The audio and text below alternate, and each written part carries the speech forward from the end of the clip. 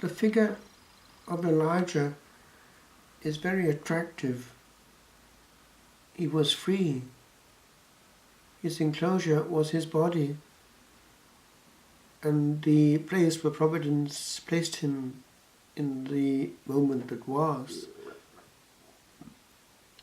The Spirit of God could whisper and whisk him off. He had no shackles, and he lived on Providence, as we see in this passage on this Sunday.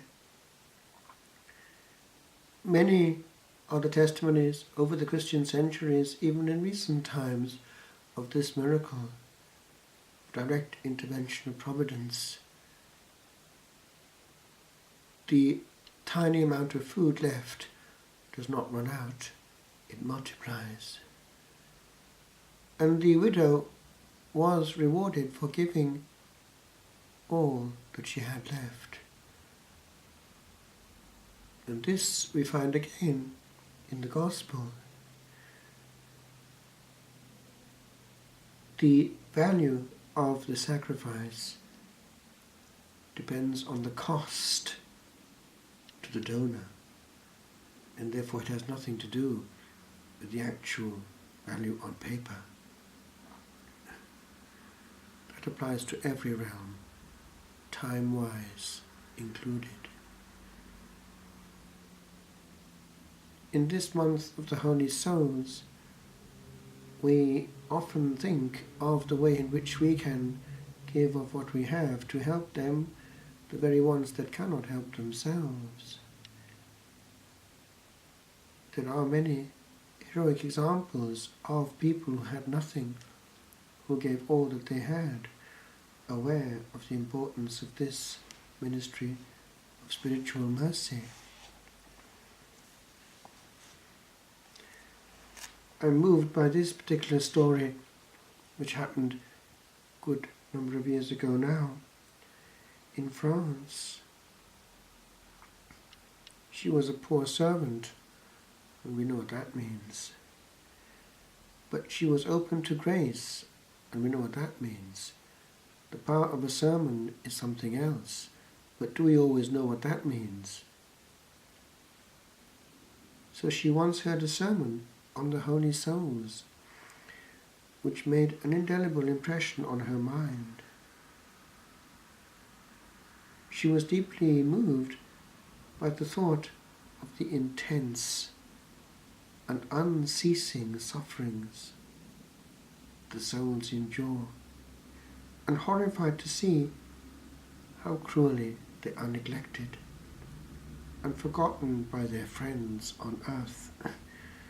And if only we could hear the poor souls at their own funeral cry out, "Please don't beatify me, it's the last thing I need at this point." Among other things, the preacher stressed was this, that many souls who are in reality near to their release, perhaps one only Mass might suffice to set them free, are actually often long detained, perhaps for years, just because the last needful suffrage has been withheld or forgotten or neglected. So this young lassie, whose name was Jeanne-Marie, resolved that, cost what it might, notice that, she would have a Mass said for them every month, especially for the soul nearest to heaven.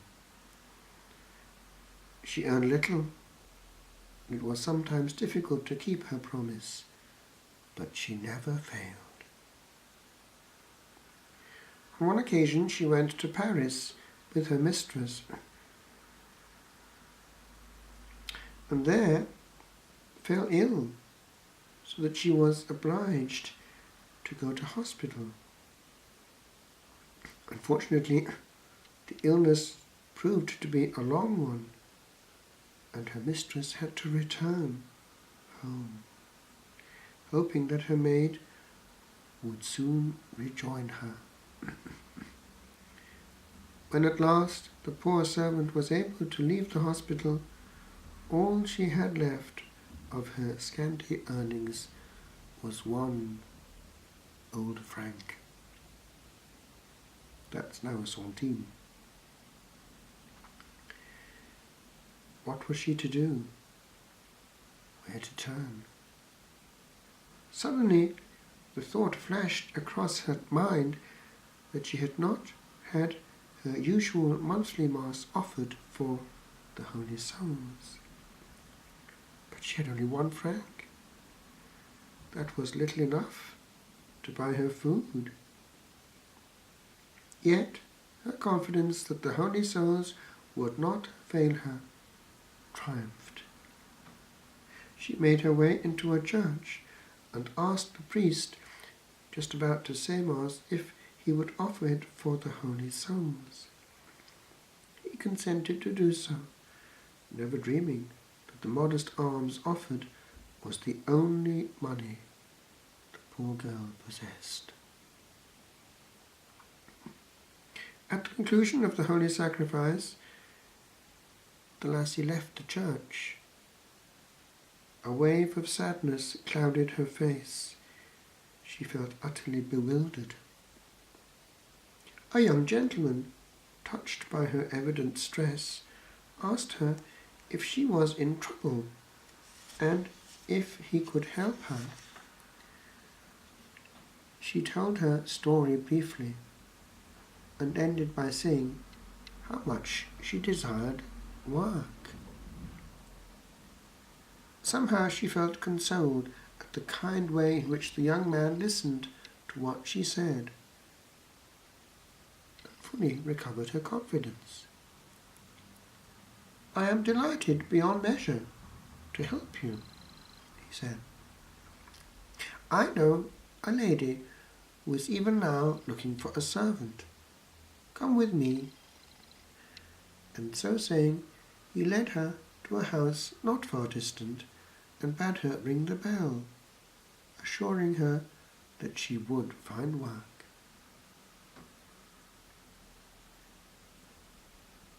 The lady was amazed. "Who could have told you that I needed a servant? It was only a few minutes ago that I had to dismiss my maid, and that at a moment's notice. You did not meet her?" "No, madame. The person that informed me that you required a servant was a young gentleman." "Impossible. No young man, in fact no one at all, could have known that I needed a servant." "But madame, that is the young man who told me," pointing to a picture on the wall.